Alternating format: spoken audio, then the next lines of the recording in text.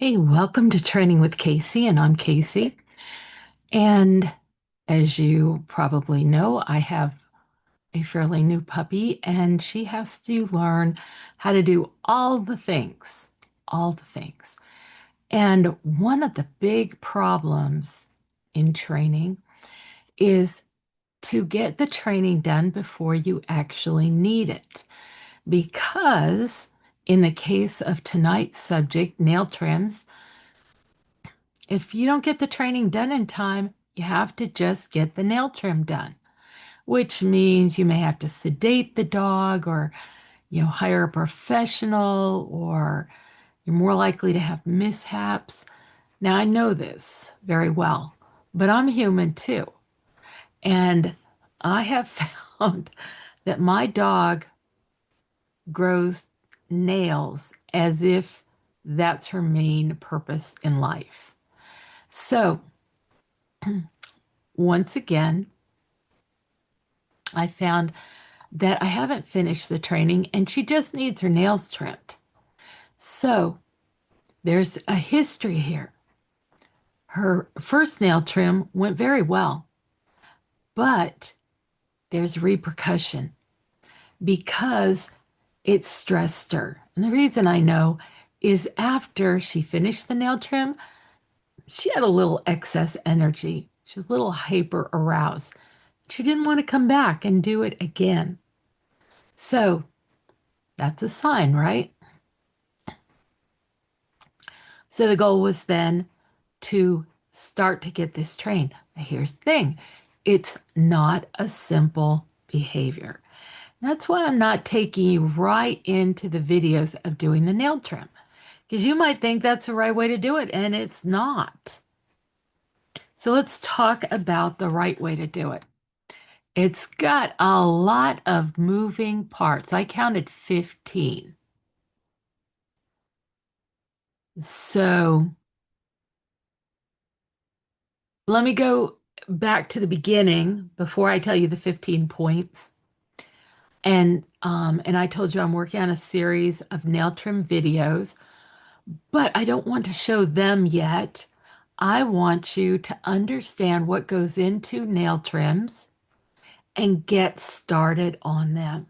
And don't go past what you're ready to do.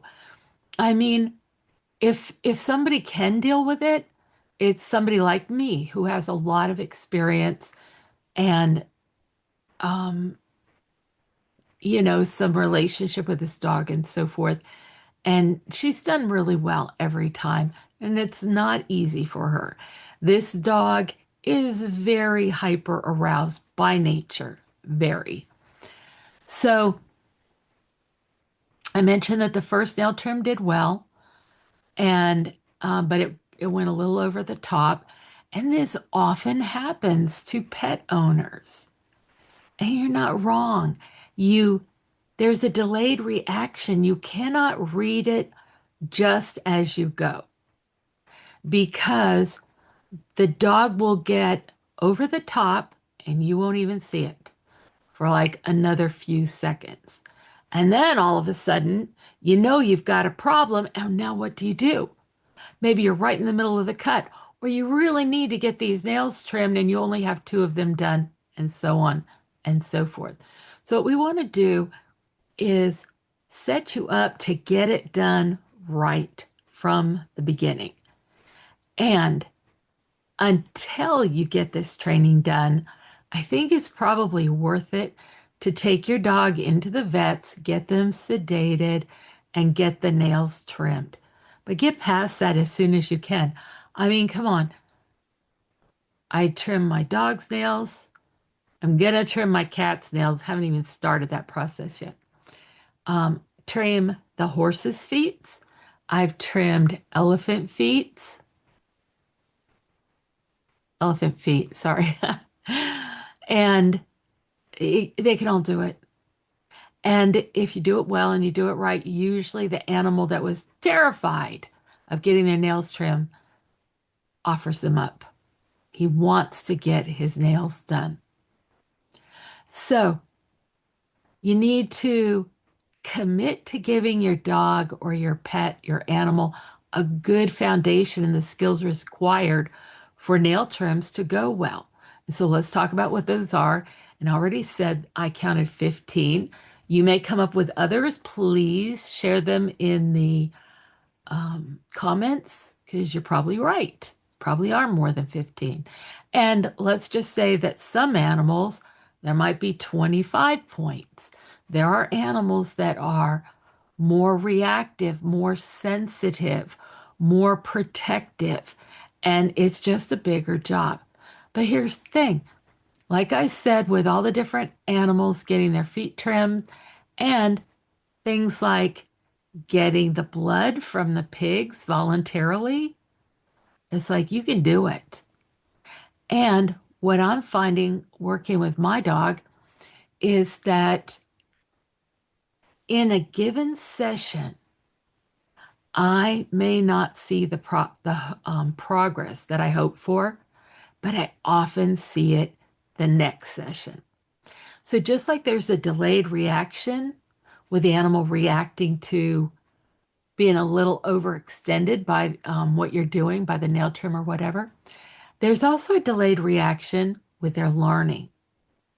So that's why I like to do short training sessions and then let them think about it.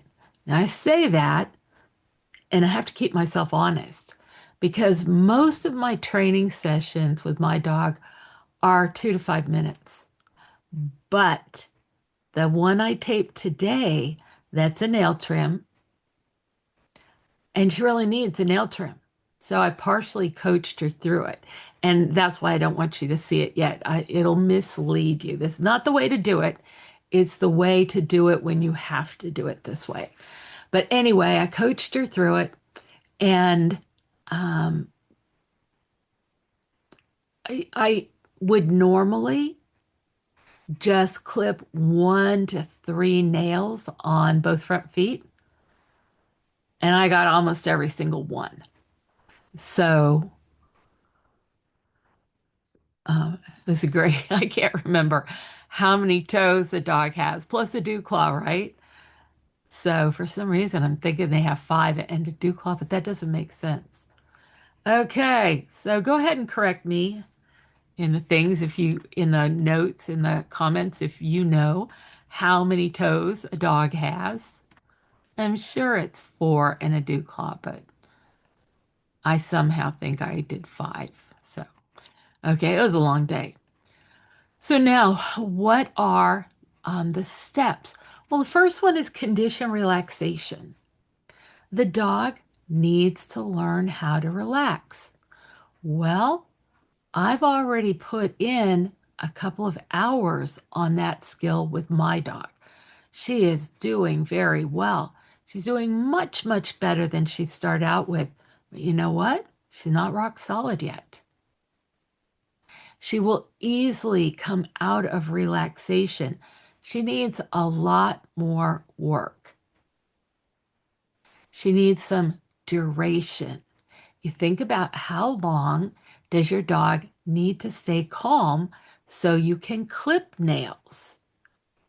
So I'm going to say you're going to want at least 5 minutes. Like you don't have to clip every foot on a single session. You could do, you know, 2 toes on each foot one session, and the next time do another 2 toes until you've got all 7 toes done, right? All right, then there's another concept called steady leg. This is actually a challenging task. I'll probably do a podcast just on this, a video just on steady leg, because there's some timing points that you really need to honor, follow and honor. So steady leg is where you teach the animal to hold their leg still when you touch it rather than move it or pick it up. When you see the video I took today, you're going to see that when I touch my dog's feet, she's very good about it, but she goes, and then I touch him over here and she goes like this. She did not want my hands on her feet. Many of the animals start out that way. Very few of them are like, yes, take my, and just put a basic light beige on them, please. That doesn't happen that way. So here is how you teach steady leg. Now I'm bending my arm in front of you, but in reality, the animal's leg is usually going to be straight out and, like they're standing. So they're standing straight on it. Or if they're laying down, they're laying on their elbows and the leg comes out. Anyway, I start at the shoulder and I go steady leg for one. One. Good dog. Or sometimes I'll go 1, 1.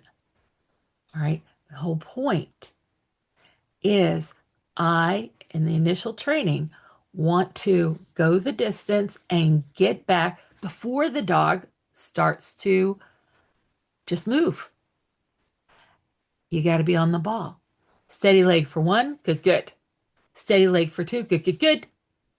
Steady leg for 4, good, good, good, good, good, good girl. Look at that. Now see how I counterbalance myself here by pressing in?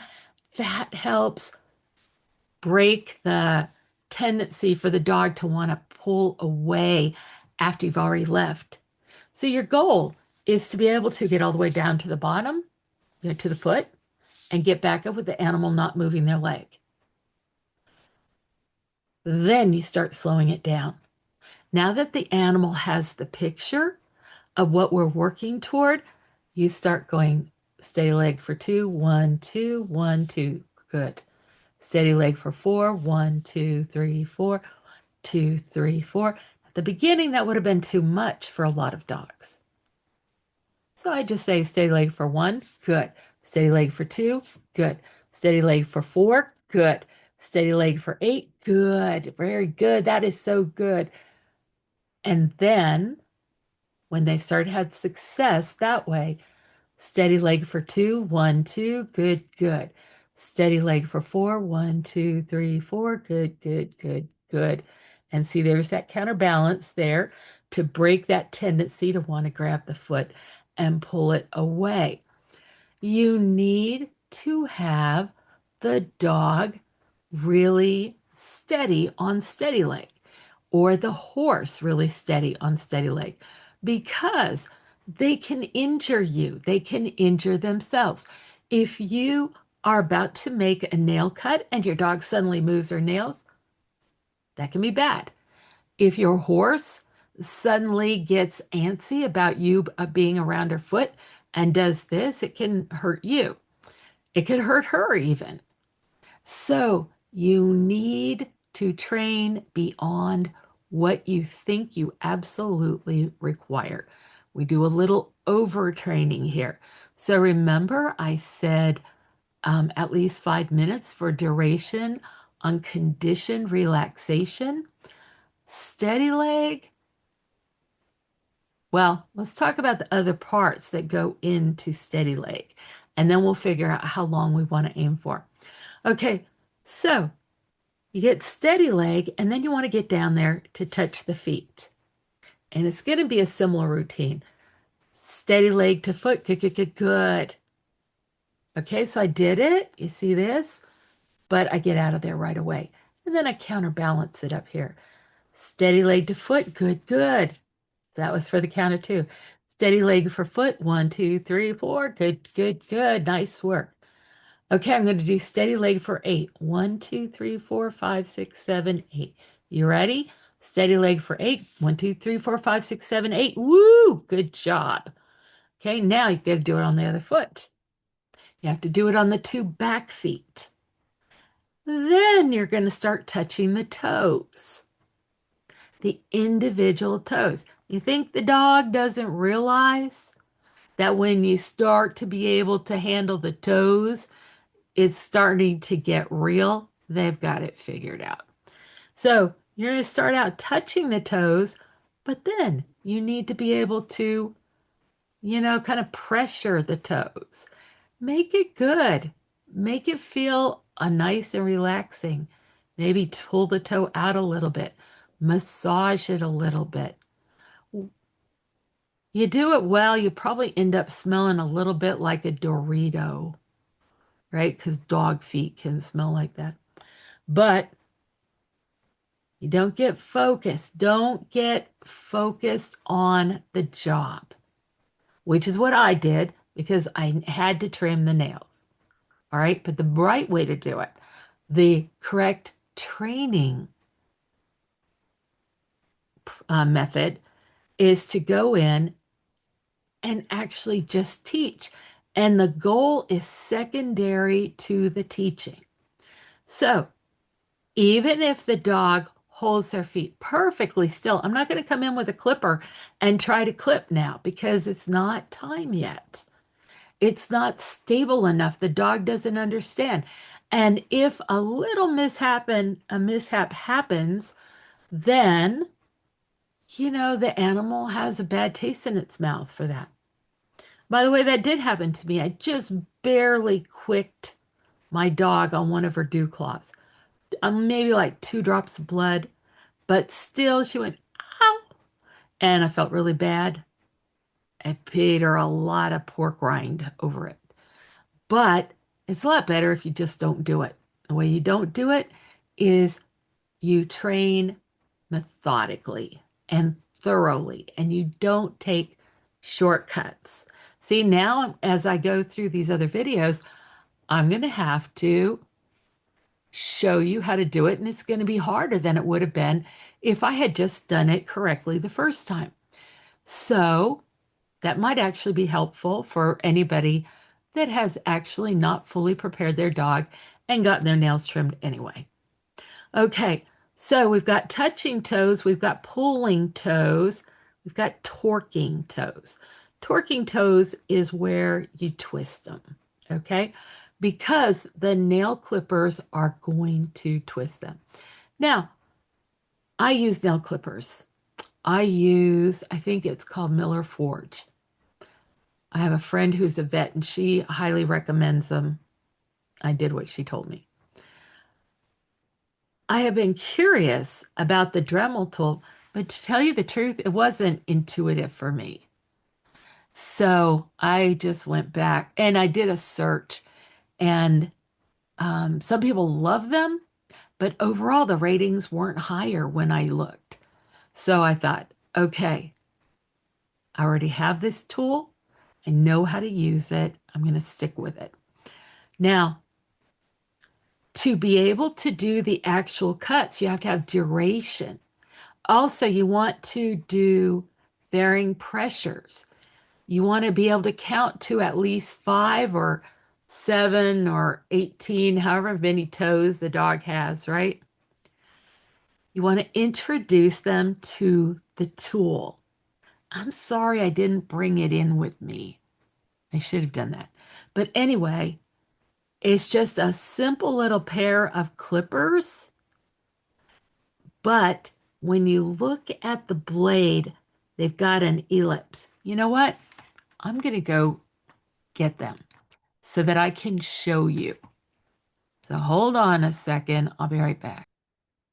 Okay, so here they are. And I'm looking for the name on them and I don't see them. But you know what? I think they were the only ones with the orange handles. And I'm pretty sure they're Miller's Forge. Anyway, I was talking about the little elliptical opening. There's the safety off. You see how it is?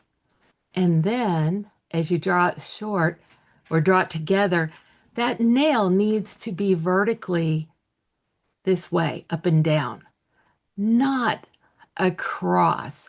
You don't want to cut it like this. You want to cut it like this. Okay? Not like this, like this.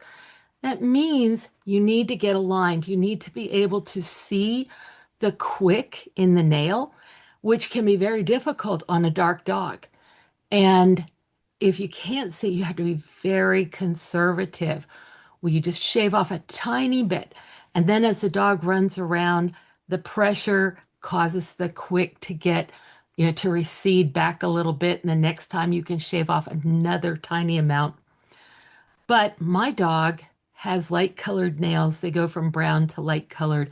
And so I could clearly see. So what I did is in the training, I oriented the clippers like this, and then I took them off again.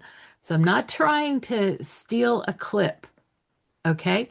I just want to understand how it works and what's supposed to happen, and then we take it off and we go to the next nail, and so on and so forth. Now, I told you I did actually do clips on this one, and the only one that had a mishap was the dew claw. Now, if you recall, a dew claw is very curly, all right? You still need to line it up. So it's curling around kind of like that, and you got to get in there like so. But you still have to align this, in the right direction. You've got to be able to see it. You see why you need the dog to be really steady on steady leg, on condition relaxation and duration. Take your time. And when you see the videos, you'll see what I do because I'll tell her, okay, do this. And then when she does it well, I tell her that's great. But when she doesn't do it well, I tell her no. I set it up again. I ask her for it. I try to follow a practice of for every no, there's a yes. I don't like to leave a dog out there with just no. You did it wrong. No, we need to make progress. We need to go from incorrect to correct. Otherwise, how's the dog ever going to learn, right? Okay, so we're going to show them the tool. We introduce the tool. We say, hey, do you want to see it? Do you want to smell it? Can you feel it? I'll use the tool to scratch their ears or their back or whatever so that they don't think of it as just a torture implement. Then I'm going to practice aligning the tool. Then and only then will I start to practice the cut. Now you need to make sure you're in position. If you're just right and the dog moves a little bit, you just got to hold. You can't cut down if the dog moves to the wrong position. You also need to mix it up. Don't do an entire foot. The suspense you build up will be overwhelming. Don't even do all of the toes on 2 feet. Really, I like to do 1 to 3 toes on a given foot and no more. And then I'll come back the next time and do it again. And then after I get all the toes done, if I'm actually training, in other words, not just trying to get it done, then I'll do the dew claws because they're curly and they're up higher and they're harder to get to and they're harder to see. For example, in the case of my dog, her entire dew claw is brown instead of light colored like her toenails are. All right, so it's harder to see where the quick is. Then I'm going to do the whole same thing that I did with the front feet with the rear feet. But now the dog is more experienced. She knows what to expect. All right. And it's likely to go a little easier, a little faster. So in my second video, I had much better condition relaxation, but not perfect. And like I said, the problem was I really need to trim the nails because when your dog's nails are too long, it stresses the bones in the toes. It's actually painful. And in my perfect world, she'd be wearing her toenails down. And Rocky did wear his toenails down all the time, but she is not. And it's not for lack of trying. So remember I said she grows them like it's her, that's what she does for a living, grow nails. Okay, so if you are not completely ready and you have to trim nails, like I said, consider getting the dog sedated and letting it be done by a vet or groomer or something like that. But if you have to just do it, use your name and explain and your intermediate bridge. Good, good, good, good, good, good, good, good, good. Okay, so good, good, good, good, good, good, good, good, good. Good, good, good, good, good, good, good, good, good. Oops, I did that one wrong. Good, good, good, good, good, good. Okay, so right after the good, you get the clippers out of there. Okay, so I plan to show all these videos soon, but as I was doing it, I was just reacquainting myself with the fact that it's a very complex behavior, really. And like my dog did great until I quicked her dew claw. But even though she did great, she didn't do as well as she needs to do for this to be fairly bulletproof. So I have to go back and correct that and keep training. And I'm going to end up sharing a whole series of videos so you can see the good, the bad, and the ugly. Because let's be real, you think yours is going to go perfectly? Maybe not. Probably it will. Yours will probably be better than mine. Well, let's just say it's not. You need to know how to get out of that problem. Okay, so armed and dangerous. And if you use a different tool, that's fine, but just learn how to use your tool before you start inflicting it on your dog, right? Okay, if you have questions or comments, you know I love comments. And as always, please subscribe. It helps all of us on YouTube a lot. And it's very fast and easy for you to do. So I appreciate it. Thank you. Thank you for spending time with me. And go out and get started on this. It takes some time. And so don't rush yourself. You've got your list of 15 things and have fun. Support your dog. Let me know how it goes. Take care. See you next time.